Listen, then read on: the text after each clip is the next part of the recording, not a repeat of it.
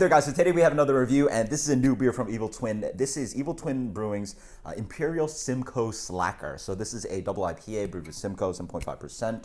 Don't know too much about the beer other than the fact that obviously Simcoe's in here. Interesting thing about this beer is that they've changed the canning codes for Evil Twin beers. You'll see over there that it says batch 001.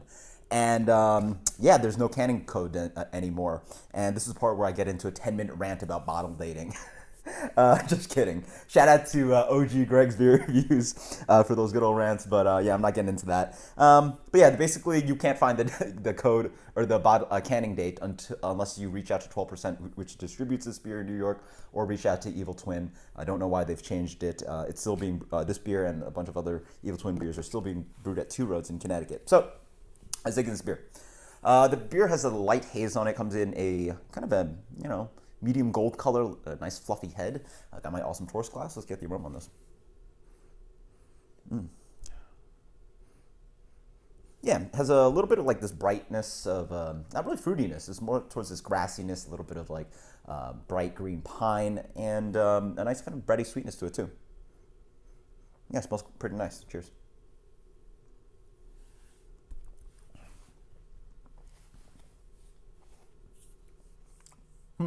Wow. First impression is that it's a relatively tame double IPA, especially one that brewed with Simcoe. You might think of expecting something, 7.5% double IPA brewed with Simcoe. You might think of something a little bit more aggressive. Very tame beer. Definitely more tame than Molotov Light.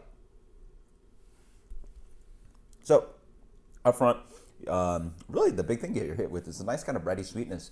Nice sweetness underlying the beer, nice kind of chewy bready notes. The malts is really the first thing you notice. But then you're also getting this a little bit of more of this grassiness, a little bit of this light pine kind of thing. Not too much, explosive hoppiness up front. But really where the beer shows itself is on the finish. It definitely has a little bit more of that Simcoe kind of character.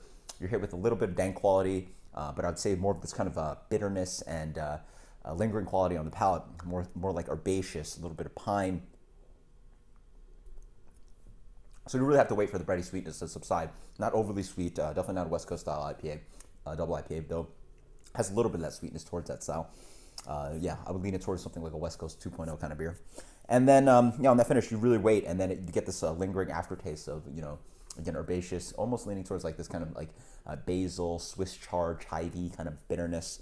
Nice green flavor sitting on the palate. Nothing too crazy. Actually, surprisingly, the beer doesn't drink like 7.5%. More like 6.5. Not overly impressed. But for me, it probably does really well with food.